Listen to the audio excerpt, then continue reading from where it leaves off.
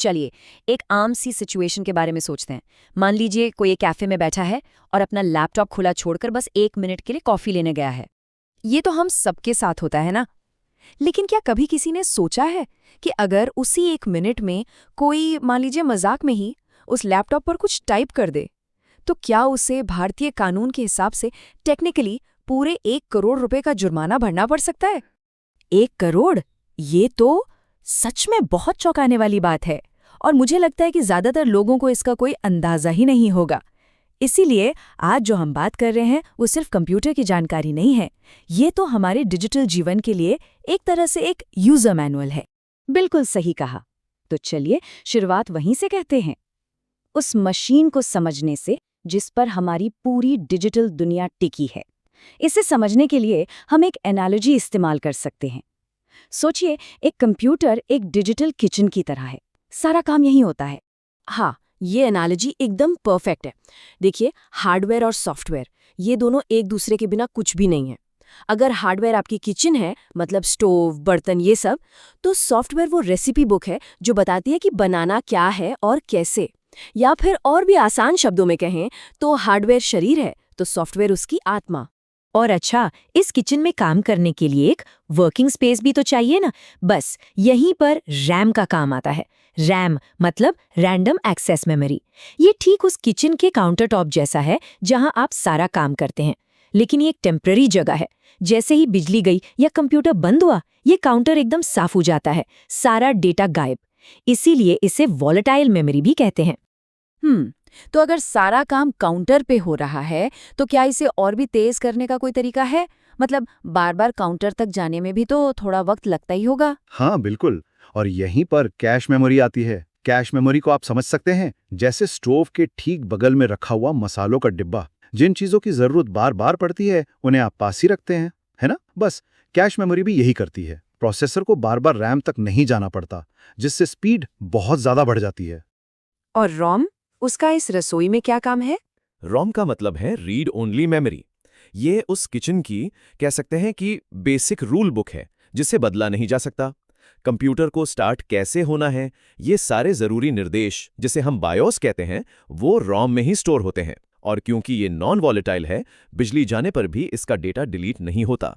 ठीक है, तो अब हमें कंप्यूटर के अंदर की रसोई का एक अच्छा आइडिया हो गया है।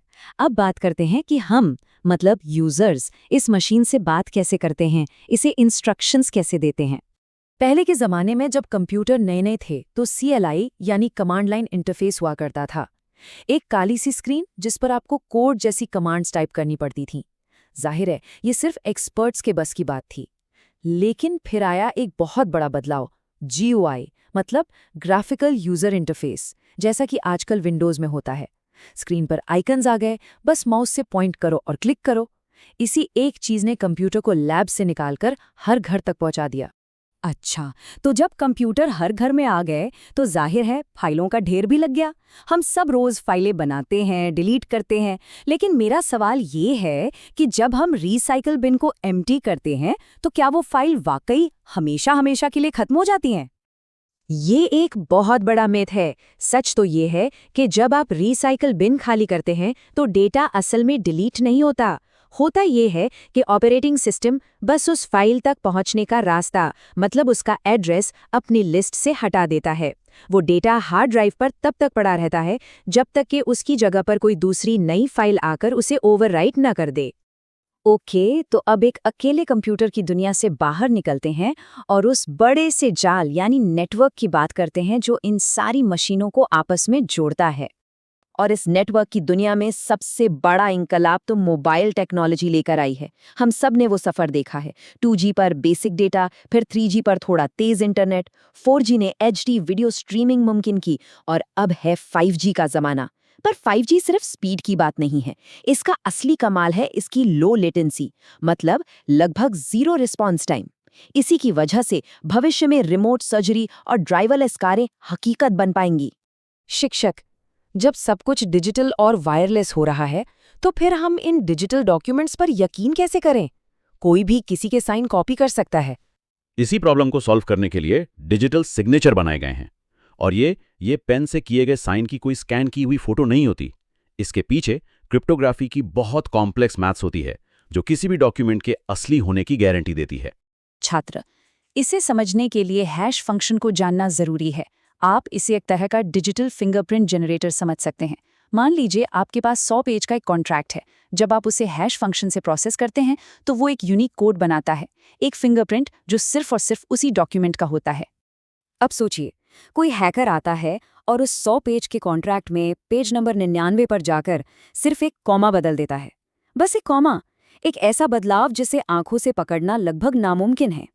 लेकिन जैसे ही उस बदले हुए डॉक्यूमेंट को दोबारा हैश फंक्शन में डाला जाएगा, जो नया फिंगरप्रिंट बनेगा वो पहले वाले से पूरी तरह अलग होगा। जरा सा भी मिलता जुलता नहीं, बल्कि कंप्लीटली डिफरेंट। इसी को एवलांच इफेक्ट कहते हैं। एक छोटे से बदलाव से पूरा नतीजा हिमस्खलन की तरह बदल जाता है और बस धोखाधड़ी तुरंत पकड़ में आ जाती है। तो ये टेक्नोलॉजी तो बहुत कमाल की है, लेकिन इस पूरी टेक्नोलॉजी और इन लेनदेन को रेगुलेट करने के लिए एक कानूनी ढांचे की भी जरूरत पड़ती है।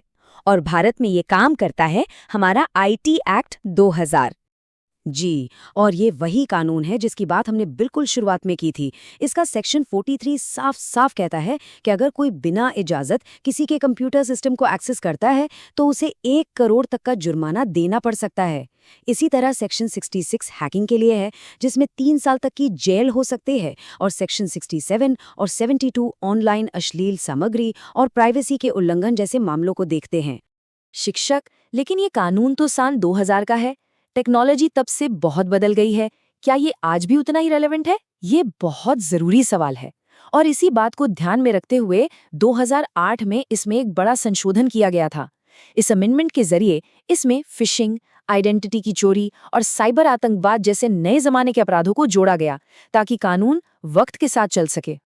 शिक्षक, तो हमने कंप्यूटर के बेसिक से लेकर हमारे देश के साइबर कानून तक की बात कर ली, लेकिन अब भविष्य की तरफ देखते हैं, जहां एक बहुत बड़ा और उलझा हुआ सवाल हमारा इंतजार कर रहा है।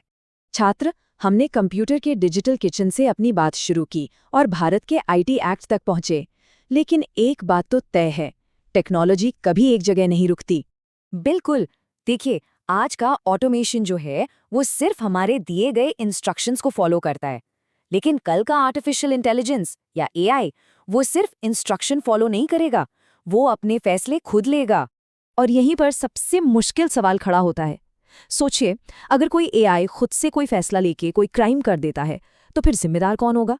हमारा आईटी कानून किसे सजा देगा? उस एआई को, उसे बनाने वाले डेवलपर को, या फिर उसे इस्तेमाल करने वाले यूजर को?